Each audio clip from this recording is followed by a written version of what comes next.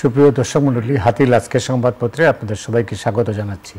দর্শক মণ্ডলী, আমাদের সঙ্গে রয়েছেন রাজনৈতিক বিশ্লেষক সিনিয়র সাংবাদিক মঞ্জুরুল ইসলাম মঞ্জু। স্বাগত আপনাকে মঞ্জু। বাংলাদেশ প্রতিদিনের শিরোনাম হচ্ছে অবৈধ বিদেশি ধরতে এবার সারাশি, হাইকোর্ট হবে বিভাগীয় সদরে। ইত্তেফাক, দ্রুত গণতান্ত্রিক প্রক্রিয়া যাওয়ার তাগিদ সিপিডির। এই সরকার উত্তরাধিকার সূত্রে একটি বিপর্যস্ত ও যুদ্ধবিধ্বস্ত অর্থনীতি পেয়েছে ডক্টর ইউনূস। মানবজমিন, আওয়ামী লীগের কর্মসূচি, কঠোর অবস্থানে সরকার, কেন এই দাবির মিছিল? সমকাল, যৌক্তিক ও যৌক্তিক দাবি হাসিলের মওকা রাজপথ। নিত্যপণ্যের দাম কমাতে ব্যর্থ হয়েছে সরকার। আমাদের সময় রাজনৈতিক সংস্কার ছাড়া অর্থনীতি এগোবে না। ওপেন সোসাইটি ফাউন্ডেশনের সহায়তা চাইলেন ডক্টর ইউনূস। খবরের কাগজ, বিস্তর দাবি, বাস্তবতা ভিন্ন। রাজধানীতে 4 কারণে বেপরোয়া অপরাধীরা। কালের কণ্ঠ, ভ্যাট গায়েবে ঘুষ দুর্নীতির পুয়াবারও, শুল্ক প্রত্যাহার না করলে ফল খালাস না করার হুঁশিয়ারি। দেশ রূপান্তর, মানবাধিকার কমিশন অস্তিত্বহীন। অন্তর্বর্তী সরকার অর্থনীতিতে চাঞ্চল্য ফেরাতে পারেনি। আমার দেশ শেয়ার বাজার ধ্বংসের, সিকিউরিটি এক্সচেঞ্জ পদত্যাগ করতে যাচ্ছেন নাহিদ আসিফ। কালবেলা রুটিন কাজেও যেতে চাইছে না পুলিশ। আবেদ আলীর ফাঁস করা প্রশ্নের চাকরির প্রমাণ। ইনকিলাব, ভারতকে কোনো ছাড় নয়, ঘোষিত সময়ের মধ্যে নির্বাচন হোক। সিপিডি, দিনকাল, আমার ঠিকানা বাংলাদেশ ও দেশের মানুষ। খালেদা জিয়া, ফেসিবাদ বিরোধী আন্দোলনে সবাইকে অব্যাহত থাকতে হবে। তারেক রহমান, পরতুয়া, আগে বিচার ও ক্ষমা চাইতে হবে। দেশের মানুষ বারবার বিএনপির উপর আস্থা রেখেছে। টিভিএস, 20 years and টাকা 1000 crore later, NBR runs mostly on paperwork. দাবির একটা মিছিল চলছে। কোনো একটা কাগজের শিরোনাম হচ্ছে যে রাজপথে দাঁড়াইলেই দাবি আদায় হচ্ছে, চাপ সৃষ্টি করলেই হচ্ছে। তো এই দাবির মিছিলে আপনি কিভাবে, এটার মধ্যে কি আপনি কি শরীক আছেন এটার মধ্যে? ধন্যবাদ আপনাকে। 2 দিন আগে বাংলাদেশ প্রতিদিন আমরা এই এটা করেছিলাম যে থামছেই না দাবির আন্দোলন। এখন আপনার নিশ্চয়ই মনে আছে যে সাত্তার সাহেবের সময় ব্যাংকে একটা আন্দোলন হয়েছিল, বড় ধরনের আন্দোলন হয়েছিল। সেই আন্দোলনটা থেমে গেল। যারা আন্দোলন করেছিল, সাত্তার সাহেব এক সিদ্ধান্তে সবার চাকরি খেয়েছিল। তারপর থেকে কিন্তু ব্যাংক সেক্টরে কোনো আন্দোলন নাই। এখন আমরা 15-16 বছরের আওয়ামী লীগ শাসনামলের পরে যখন জুলাই বিপ্লবে আমরা একটা নতুন দেশ পেলাম, তখন আমাদের মধ্যে যেই সকল শ্রেণী পেশার মানুষের মধ্যে যেই একটা ধারণা তৈরি হয়ে গেল যে এইভাবে রাস্তায় নামলেই বোধহয় সব দাবি পূরণ করা যায়, এবং আলটিমেটলি তাই কিন্তু হচ্ছে। যারা যারা রাস্তায় নামতেছে সবার দাবি মেনে নিচ্ছে। এবং এই যে সরকারি কর্মকর্তা কর্মচারীদের মহার্ঘ ভাতার যে দাবিটা, এইটার শুধু এক্সেপশন। তারা দাবি করে নাই কিন্তু যে আমাদের মহার্ঘ ভাতা দেও, কিন্তু সরকার নিজে থেকে ঘোষণা দিয়ে দিল মহার্ঘ ভাতা দিতে হবে।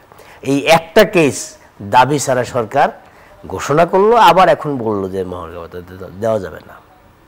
এটা কি সরকারের স্বার্থে?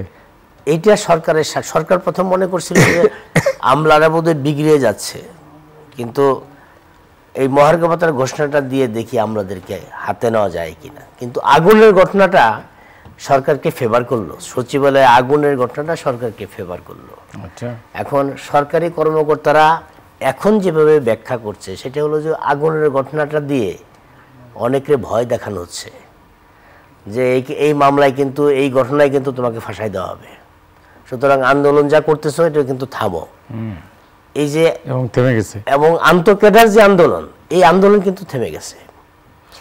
আন্তঃকেডার আন্দোলনের মধ্যে একটা অদ্ভুত বিষয় দেখেন আপনি, অ্যাডমিন ক্যাডারে সবাই ঢুকতে চায়। একটা পর্যায়ে এসে, ডিএস পর্যায়ে এসে এই শিক্ষকরাও অ্যাডমিন ক্যাডারে ঢুকতে চায়, আনসারও অ্যাডমিন ক্যাডারে ঢুকতে চায়, এবং অন্য সকল ক্যাডার কিন্তু অ্যাডমিন ক্যাডারে ঢুকতে চায়। কিন্তু অ্যাডমিন ক্যাডারের লোকজনের প্রশ্ন হলো যে তারা কি পুলিশে ঢুকতে পারে, তারা কি ফরেন সার্ভিসে ঢুকতে পারে, তারা কি কাস্টমসে ঢুকতে পারে? এই জায়গায়ও কিন্তু একটা বৈষম্য চলতেছে এই তাদের ভিতরে। এইখানেও একটা অশান্তি কিন্তু তাদের ভিতরে আছে, কিন্তু প্রকাশ করতে পারছে না। দাবির মধ্যে এখন শাহবাগ আর হলো রাজু ভাস্কর্য, এই আর প্রেস ক্লাবের সামনে, নতুন তৈরি হয়েছে সচিবালয়ের সামনে। রাজধানী ঢাকার মধ্যে এই কয়েকটা পকেট হয়ে গেছে দাবির। শাহবাগ তো এখন মনে হয় যেন ওইখানে কেউ দাঁড়ালেই দাবি পূরণ হয়ে যাচ্ছে, শুধু দাঁড়ানো বাকি। একটা সময় আমরা ছাত্র আন্দোলনের সূতিকাগার বলতে যেটা বুঝাইতাম, ঢাকা বিশ্ববিদ্যালয়ের অপরাজেয় বাংলার সামনে, এবং সেই বটগাছ তখন ছোট ছিল, তারপরে বলা হয়তো সে ঐতিহাসিক বটতলা। সেখান থেকে ঘুরতে ঘুরতে চলে আসলো রাজু ভাস্কর্যের সামনে, এখন চলে গেছে শাহবাগে, প্রেস ক্লাবে সারাক্ষণই আন্দোলনের মধ্যে আছে। তারপরে হয়ে গেল সচিবালয়ের সামনে, সচিবালয়ের গেটে। এই যে দাবি, এটা থামা উচিত, একটা পর্যায়ে থামা উচিত। আর কত? এবং এটার জন্য যারা দাবি জানাচ্ছেন তাদেরকে দায়ী করবেন না এই যে মানে এই যে প্রশাসন যে সুযোগটা আসছে এবং আপনার দাবি পেশ করার পরে আপনি কোনো কার্যকর ব্যবস্থা নিলেন না, যখন বিশেষ করে রেলের, তারা তো আগেই বলেছিল, কিন্তু আপনি তো চূড়ান্ত পর্যায়ে শেষ দিকে পর্যন্ত এসে দাবি মানেন নাই বা আলোচনায় বসেন নাই। না, আপনি তো বুঝতেই পারতেছেন না কি হবে। হ্যাঁ, আপনার মনে হচ্ছে যে যারা দাবি করতেছে সমন্বয়কদের দিয়ে বা ছাত্রদের দিয়ে আপনি সেই তাদেরকে ফেস করবেন, কিন্তু আপনার বুঝতে হবে এই দাবির মধ্যে কিন্তু সমন্বয়করাও আছে, সমন্বয়কের আত্মীয় স্বজনরাও আছে, নেপথ্যে অনেকে আছে। এবং এই যে দাবি নিয়ে সমাবেশ হচ্ছে, মিছিল হচ্ছে, অবরোধ হচ্ছে, রাস্তা বন্ধ হচ্ছে, এর মধ্যে যে ছাত্রলীগ যুবলীগের কর্মী নাই, আপনার এটা কি এখন সেই সুযোগটা তারা নিচ্ছে।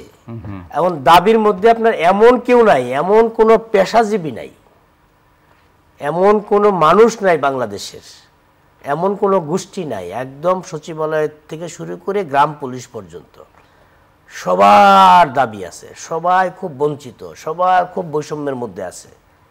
তার মানে সারাটা দেশ হলো এখন বৈষম্যের মধ্যে আছে। এখন সারাটা দেশ যদি বৈষম্যের মধ্যে গত 15 বছর থাকে, তখন এই সরকারের পক্ষে আলাউদ্দিনের চেরাগ কি তাদের হাতে আছে যে ইচ্ছা করলে তারা মিট করতে পারে? কিন্তু প্রবলেম যেটা করে, সরকার বুঝতে পারে না কোন ঘটনার পরে কি হতে যাবে। যে ঠিক আছে, একটা দাবি তো তারা হঠাৎ করে দিচ্ছে না, প্রথম দাবি দিচ্ছে, তারপরে আলটিমেটাম দিচ্ছে, এরপরে সমাবেশ করতেছে। পলিটিক্যাল গভর্নমেন্ট কি করতো? পলিটিক্যাল গভর্নমেন্ট এরকম কথাবার্তা বললে তারপরে ঠিক আছে, তাদেরকে দুই চারজন নিয়ে আসো, মন্ত্রী বা ওইরকম কেউ থাকলে একটু কথাবার্তা বলে ঠিক আছে আমরা দেখব, একটা পর্যায়ে আলাপ আলোচনার মধ্যে আসে। এখন এই সরকার তো মনে করছে যে যারা দাবি করছে, রাস্তা বন্ধ করছে, তাদেরকে আমরা সমন্বয়কদের দিয়ে, ছাত্রদের দিয়ে মানে মোকাবেলা করব। এটা তো এই ভুল স্ট্র্যাটেজির মধ্যে তো আছে। এখন ভুল স্ট্র্যাটেজি কিন্তু সরকারের সব জায়গার মধ্যে আছে। যখন যে কাজটা করা দরকার সরকার তখন সেই কাজটা করছে না।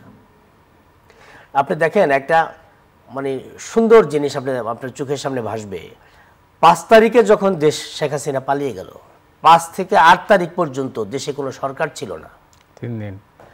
এই 3 দিন কিন্তু দেশে কোনো অশান্তি হয় নাই, কোথাও মারামারি হয় নাই, কাটাকাটি হয় নাই, লুট হয় নাই, কিচ্ছু কিন্তু হয় নাই। সরকার যখন গঠন হলো 8 তারিখের থেকে, তারপরে কিন্তু আস্তে আস্তে সবাই রাস্তায় নামতেছে, সবাই দাবি জানাচ্ছে, এইখানে এইটা হচ্ছে, ওইখানে এইটা হচ্ছে। এই সরকারের যারা উপদেষ্টা আছে এবং উপদেষ্টার বাইরে যারা উপদেষ্টা আছে, তারা তো আসলে বুঝতেছেই না কখন কোন কাজটা করতে হবে। যেমন আমি একজন সংবাদকর্মী হিসেবে মনে করি যে এরকম একটা ঘটনা ঘটার পরে প্রথম যেই কাজটা দরকার ছিল, সেই কাজটা হলো যারা আহত হয়েছে, যারা পঙ্গু হয়েছে, যাদের ফ্যামিলিতে যারা মারা গেছে, এই মানুষগুলো কীভাবে দ্রুত সুস্থ করে দেওয়ার ব্যবস্থা করা। দ্বিতীয় কাজটা করা দরকার ছিল আইনশৃঙ্খলা পরিস্থিতি নিয়ন্ত্রণ করা, থানা নিয়ন্ত্রণ করা, পুলিশের অস্ত্র উদ্ধার করা, যে সমস্ত থানাগুলো পোড়ানো হয়েছিল সেই থানাগুলোকে মেরামত করা। তৃতীয় কাজটা করা দরকার ছিল অর্থনীতির শৃঙ্খলা ফিরিয়ে আনা, ব্যাংকিং সেক্টর, অর্থনীতি সেক্টরের শৃঙ্খলা ফিরিয়ে আনা, ব্যবসায়ীদের নিয়ে বসা, জিনিসপত্রের দাম যাতে না বাড়ে। যে সমস্ত ব্যবসায়ী কমোডিটি গুডসের ব্যবসা করে তাদেরকে নিয়ে বসে যে ঠিক আছে তোমরা যা ব্যবসা করছো, সরকার তোমাদেরকে যা দেওয়ার তা পরে দিবে, কিন্তু এখন হলো চালের দাম এখন 60 টাকা আছে, তোমাকে এখন 40 টাকায় চাল দিতে হবে, 200 টাকার সয়াবিন তোমাকে এখন 100 টাকায় দিতে হবে। ওই সময়ে আপনার আগস্টের ওই সময়ের মধ্যে বাংলাদেশে এই সরকার যাকে যা বলতো তাই কিন্তু যদি কাউকে বলতো যে তুমি এই জায়গায় এক পায়ে দাঁড়ায় থাকো, তাই কিন্তু করতো। রেডি ছিল কিন্তু সরকার, সবাই, সকল ব্যবসায়ী রেডি ছিল কিন্তু সরকারকে হেল্প করার জন্য। কিন্তু কোনো ব্যবসায়ীকে হেল্প তো দূরের কথা, ব্যবসায়ীদেরকে প্রতিপক্ষ বানিয়ে ফেললো। যেমন একে আজাদ সাহেব বলে ফেললেন হামিম যে আমি ব্যবসায়ী, আমি কি অপরাধী? অপরাধ করেছি আমি ব্যবসা করে? যেমন পারভেজ সাহেব বলে ফেললো যে আমাদের পিঠটা দেয়ালে ঠেকে গেছে, আমরা ব্যবসা করব না, ফ্যাক্টরি বন্ধ করে দিব, আমাদেরকে সেভ এক্সিট দেন। ব্যাংকে টাকা নাই, এলসি দিতে পারছে না, ব্যাংকের কোনো শৃঙ্খলা নাই, নীতি সহায়তা নাই। পাটের ক্ষেত্রে, পাটের জিনিসপত্রের ব্যাপারে 10% রিবেট একটা এই সরকার করেছে, এটা খুব প্রশংসনীয়। যেহেতু ওইখানে আপনার পলিথিন বন্ধ করা হচ্ছে। এই সময়ে এসে যখন কাগজ সংকট পড়ে গেল, যখন বই ছাপতে পারছে না, তখন কাগজের মালিকরা সরকারকে বলল যে এই পাটের মতো করে অন্তত কয়েক মাসের জন্য এরকম একটা ইনসেন্টিভ দেওয়া হোক, যাতে আমরা কাগজটা আনতে পারি, বইয়ের সংকটটা দূর করতে পারি। এবং এই যে সারা দেশে খবরের কাগজগুলোতে যে সমস্ত কাগজের সংকট হয়েছে, কাগজের দাম অনেক বেড়ে গেছে, আমরা যাতে এইটা মিট করতে পারি। অর্থ মন্ত্রণালয় এইটা ওই চিঠির পরে, মালিকদের চিঠির পরে অর্থ মন্ত্রণালয় সিদ্ধান্ত দিল যে হ্যাঁ এটা দেওয়া যায়, এবং দেওয়ার জন্য অর্ডার দিয়ে দিল। বাংলাদেশ ব্যাংকের গভর্নর অর্থ মন্ত্রণালয়ের সিদ্ধান্ত মানে না, বলছে না সবাইকে দেওয়া যাবে না, আমরা একটা কমিটি করব, এই কমিটির মধ্যে সবাই আইসা দরখাস্ত করবে, সেই দরখাস্ত স্ক্রুটিনি হবে, তাদের ফিজিবিলিটি দেখা হবে, তারপরে আমরা কাকে সহায়তা দিব না দিব সেটা পরের বিষয়। এই যে যখন যেই কাজটা করা দরকার তখন সেই কাজটা হয়নি বলেই সারা দেশের দাবি এবং অর্থনৈতিক অবস্থা এবং মানুষের অবস্থা কিন্তু একটা ধৈর্যের সীমার বাইরে চলে যাচ্ছে ভাবের মধ্যে চলে গেছে। আপনি যেটা বললেন যে দাবি আরো বাড়বে, কারণ শেষ হয় নাই তো দাবি, এবং কোথায় গিয়ে শেষ হবে কেউ জানেও না। অনেক ধন্যবাদ। আপনি জানেন যে আওয়ামী লীগের একটা কর্মসূচি দিয়েছে, তো সেটা কিন্তু সংবাদ মাধ্যমে খুব একটা আসে না, এটা তাদের নিজস্ব ওয়েব পেজে আসছে। সরকার হার্ডলাইনে নিশ্চয়ই আপনি লক্ষ্য করেছেন, সরকার হার্ডলাইনে ছাড়া তো কোনো উপায় নাই। কারণ এখন সরকার আওয়ামী লীগের, যেটা প্রেস সেক্রেটারি বলছে, যে আওয়ামী লীগের বিচার হতে হবে এবং তারা ক্ষমা চাইতে হবে, তারপরে হলো তাদের রাজনৈতিক অধিকার বা রাজনীতি করার বিষয়টা। আপনি দেখেন যে আওয়ামী লীগ কিন্তু এর আগে আওয়ামী লীগ 4টা ভাগে ভাগ হয়ে গিয়েছিল কিন্তু বিভিন্ন সময়ে, এবং মূল আওয়ামী লীগ, মালেক আওয়ামী লীগ, মিজান আওয়ামী লীগ, রাজ্জাক আওয়ামী লীগ বিভিন্ন সময় বিভিন্ন ভাগ হয়ে গেছিল। সেই ভাগটা একত্রিত হলো কখন? যখন শেখ হাসিনা, বঙ্গবন্ধু কন্যা শেখ মুজিবের কন্যা শেখ হাসিনা যখন ভারত থেকে বাংলাদেশে আসলো, তখন সবাই মিলে ওনাকে সভাপতি বানালো। তারপর থেকে কিন্তু আওয়ামী লীগের কোনো ভাগ নাই, এক ভাগে আওয়ামী লীগ চলছে।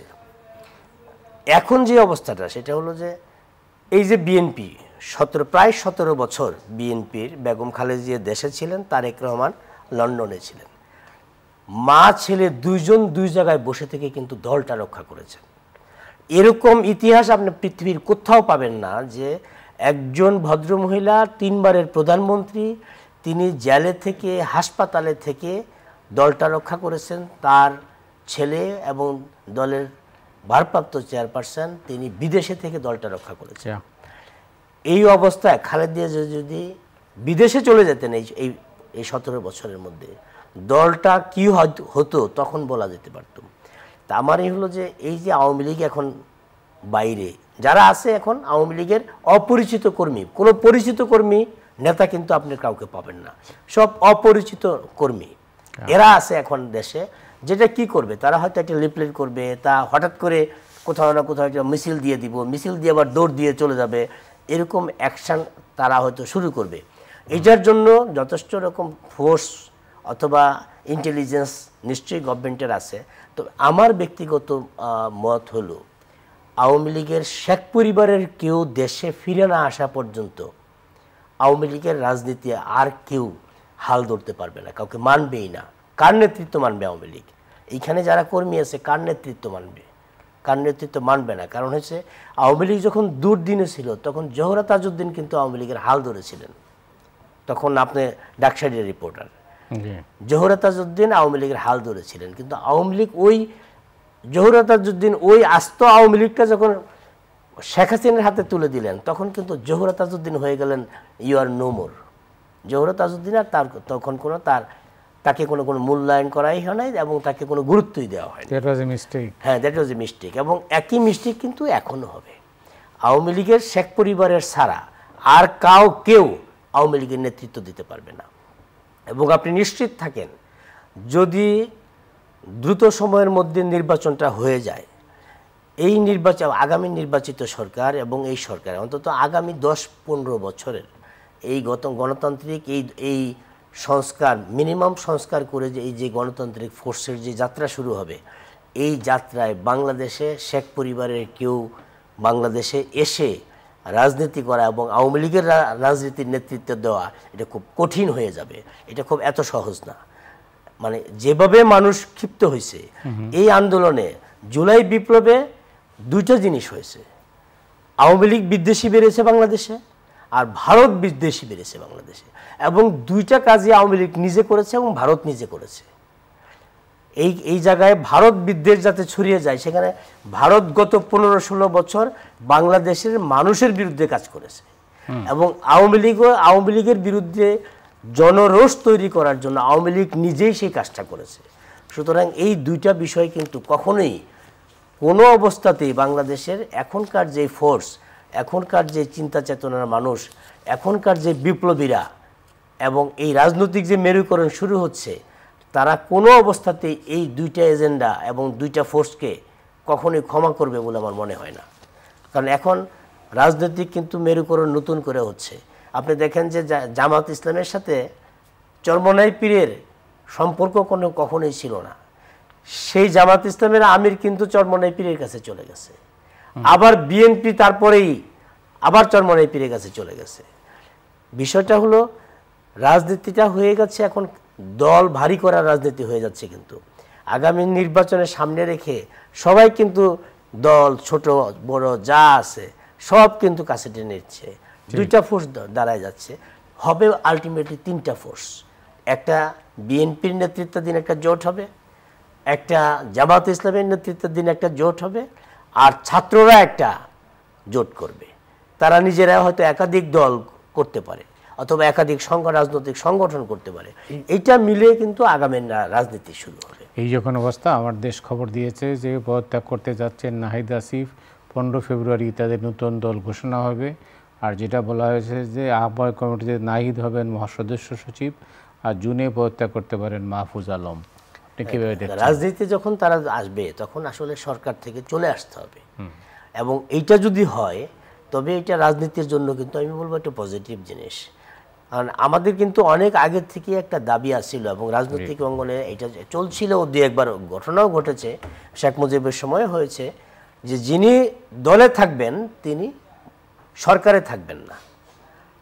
এখন যিনি সরকারে থাকবেন তিনি দলে থাকবেন না। এই যে এই বিষয়টা, তারা যদি সরকারে থাকে, সরকারের থেকে যেই ডিবেটটা তৈরি হয়ে গেছে মির্জা ফখরুল ইসলাম আলমগীরের বক্তব্যকে কেন্দ্র করে, যে সন্দেহ সংশয়, যে দলের থেকে সরকারের থেকে রাজনৈতিক দল তৈরি করা এবং অন্তর্বর্তীকালীন সরকার সেই দলকে ফেভার করা, যেটার জবাব পরে নাহিদ ইসলাম আর আসিফ দিয়েছিলেন, ওই জায়গাটাই কিন্তু কোশ্চেনটা, যে আপনি সরকারের থেকে রাজনৈতিক দল গঠন করছেন সরকারের পৃষ্ঠপোষকতা দিয়ে, সেই জায়গাটাতে যে সেই কথাটাতে বলতে না পারে কেউ, সেই কারণে তারা সরকার থেকে রাজনৈতিক দলে রাজনৈতিক সংগঠনে ফিরে আসে। এটা যদি হয় এটা অবশ্যই ইতিবাচক একটা বিষয়, এবং ইতিবাচক বিষয় রাজনীতিতে আস্তে আস্তে করে ঢুকছে। আশা করি আমরা সবাই আশাবাদী মানুষ, আমরা আশা রাখি এরকম আস্তে আস্তে ছোট ছোট ইনপুট দিয়ে একসময় একটা পরিশুদ্ধ রাজনীতি বাংলাদেশের মানুষ পাবে। অনেক ধন্যবাদ। এবার বাংলাদেশ প্রতিদিনের একটা শিরোনাম আছে, হাইকোর্ট হবে বিভাগীয় সদরে। এইটা তো আপনি নিশ্চয়ই মনে আছে, এটা তো আসলে এরশাদ সাহেব শুরু করেছিলেন। উনি তো শুরু একদম সিদ্ধান্ত কার্যকর করেছিলেন। তখন সিনিয়র কয়েকজন লয়ার সেটাতে আপত্তি জানালেন, তারপরে আর সেটা হয় নাই। এটা যদি হয় যে এই যে দেশের মানুষ সব কিছুর জন্য হাইকোর্টে চলে আসে, একটা বেল নিবে হাইকোর্টে চলে আসে, একটা স্টে অর্ডার নেবে হাইকোর্টে চলে আসে, এবং ডিস্ট্রিক্ট কোর্টের যে পরিমাণ আপনার মানুষ থাকে তার চেয়ে অনেক বেশি মানুষ থাকে বিচার প্রার্থী কিন্তু হাইকোর্টে, শত শত মানুষ কিন্তু হাইকোর্ট ভরে যায়। তো সেই জায়গাটায় যদি বিভাগীয় শহরে হয়, আইন এবং বিচার ব্যবস্থা যদি মানুষের হাতের কাছে থাকে এবং বিচার প্রার্থনাটা যদি হাতের কাছে থাকে, তখন সেটা কিন্তু মানুষের হয়রানি কমবে। বিচার পেতে গিয়ে যে হয়রানিটা হয় মানুষের, এই হয়রানিটা কমবে। অনেক দেরি করে হলো সেই এরশাদের সিদ্ধান্তকে গ্রহণ করতে হয়, যে এরশাদ ওই সময় একটা সিদ্ধান্ত নিয়েছিলেন যেটা মানুষের কল্যাণে যে সিদ্ধান্তটা সরি, তো এই সিদ্ধান্তটা যদি কার্যকর হয় মানুষ উপকৃত হবে। দেশ রূপান্তরের শিরোনাম হচ্ছে মানবাধিকার কমিশন অস্তিত্বহীন। একটা কমিশন আছে মানবাধিকার কমিশন, কিন্তু এটার মানে কার্যক্রম, মানবাধিকার কমিশন এই সরকার আসার পরে মানবাধিকার কমিশনটার গঠন হয়নি, অস্তিত্বহীন হয়ে গেছে, অস্তিত্বহীন হয়ে গেছে। এবং এই যে এতগুলা মানবাধিকার লঙ্ঘিত ঘটনাগুলো ঘটেছে, একটা মানবাধিকার কমিশন থাকলে অন্তত এইটা নিয়ে একটা কাজ করতে পারতো, সেই কাজটা তো হচ্ছে না। অনেকগুলো প্রতিষ্ঠানে কিন্তু এখন পুনর্গঠন করা হয়নি। যেমন আমাদের একটা প্রেস কাউন্সিল আছে, সেটাও কিন্তু এখন পর্যন্ত গঠন করা হয়নি, পুনর্গঠন করা হয়নি।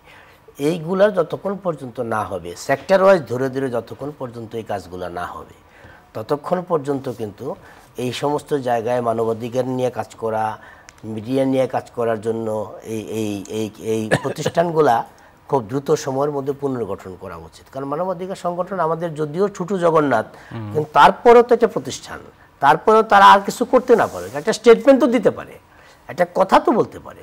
যদিও অতীতের সকল মানবাধিকার কমিশনে, বিশেষ করে গত 15 বছরের মানবাধিকার কমিশনে ছিল বিগত সরকারের সময়ের যারা খুব অবিডিয়েন্ট সচিব ছিলেন তাদেরকে এনে মানবাধিকার কমিশনের চেয়ারম্যান বানিয়ে দিয়েছেন, এবং ওইরকমই কিছু অবিডিয়েন্ট কিছু দলকানা মানুষকে মানবাধিকার কমিশনার বানিয়ে দিয়েছিলেন। তো সেই জায়গাটা না হোক, অন্তত মানবাধিকার কমিশন স্বাধীনভাবে কাজ করুক, যেহেতু এটা স্বাধীন প্রতিষ্ঠান, এটা কিন্তু একটা, এটার আইনগত ভিত্তি কিন্তু অসম্ভব শক্ত। তো এটা যদি স্বাধীনভাবে কাজ করে দেশের মানুষ উপকৃত হবে। আমাদের সময় শিরোনাম অর্থাৎ সিপিডির বিষয়টা একটু আলোচনায় আসছিল, তো যেটা হেডিং হচ্ছে যে রাজনৈতিক সংস্কার ছাড়া অর্থনীতি এগোবে না।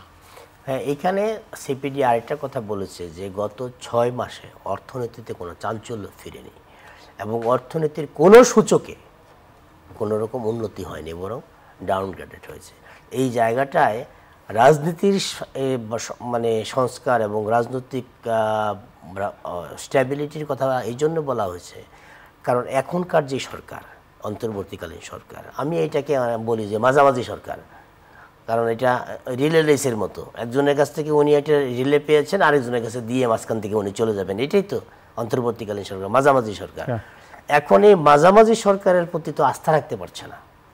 অর্থনীতিতে যেই ডিল হবে, যে বিনিয়োগ হবে, এই বিনিয়োগ তো কেউ আস্থা রাখতে পারছে না এই সরকারের উপরে। তো যতক্ষণ পর্যন্ত সরকারের উপর আস্থা থাকবে না, ততক্ষণ পর্যন্ত কিন্তু বেসরকারি বিনিয়োগ হোক আর সরকারি বিনিয়োগ হবে না। আপনি এই 6 মাস পার হয়ে গেল এবং আশা করেছিল আমরা দেশবাসী যে প্রফেসর ইউনূস যে বিখ্যাত ব্যক্তি, এবং শুধু দেশে না, উনি বিদেশেও অনেক বিখ্যাত মানুষ। তো সেই বিদেশে তার বন্ধু, ফ্রেন্ডস এবং অ্যাপেক্স ক্লাবগুলো যেগুলোর সাথে উনি জড়িত ছিলেন, তারা হয়তো একদম ঢেলে এখানে বিনিয়োগ করবেন এবং তার প্রতি আস্থা রেখে, কিন্তু সেটা কিন্তু হয় নাই। আমরা কিন্তু সেই বিনিয়োগটা পাইনি, সেই আর্থিক সহায়তাটা পাইনি। উনি বিভিন্ন জায়গায় গিয়েছেন, সবাই আশ্বাস দিয়েছে হ্যাঁ দিব, কিন্তু এখনও কিন্তু আমরা পাইনি। একইভাবে গত 6 মাসে বেসরকারি পর্যায়ের কোনো বিনিয়োগ হয়নি, 1 পয়সা বিনিয়োগ হয়নি। সবচেয়ে ডেঞ্জারাস হলো যেই ফ্যাক্টরিগুলো রান করার মতো অবস্থায় ছিল, যে জাস্ট তৈরি হয়ে আছে, এখন বিদ্যুৎ, পানি, গ্যাস লাইন টাইন ঠিক হলে এই ফ্যাক্টরিগুলো রান করবে। ওই ফ্যাক্টরিগুলো কিন্তু এই 6 মাস সময়ের মধ্যে রীতিমতো বসে গেছে মেশিনারিজগুলা, কারণ বিদ্যুৎও পাচ্ছে না, গ্যাসও পাচ্ছে না, আর অন্য কোনো কিছুই কিন্তু সেটা সুযোগ নেই। এবং বেজা এলাকায় যে সমস্ত প্রতিশ্রুতি ছিল, ব্যবসায়ীদেরকে প্রতিশ্রুতি দিয়েছিল তোমরা ইপিজেটে বিনিয়োগ করলে এই দিব সেই দিব, বেজার কোনো প্রতিশ্রুতি কোনো ব্যবসায়ী এই পর্যন্ত মানে ঠিকমতো পায়নি। সুতরাং এই জায়গাটাও কিন্তু বেসরকারি বিনিয়োগ না হওয়ার একটা অন্যতম কারণ। অনেক ধন্যবাদ আপনাকে। ধন্যবাদ আপনাকেও। দর্শক মণ্ডলী, আজ রাতের মতো এখানে বিদায় নিচ্ছি। আগামীকাল আবার দেখা হবে। শুভরাত্রি।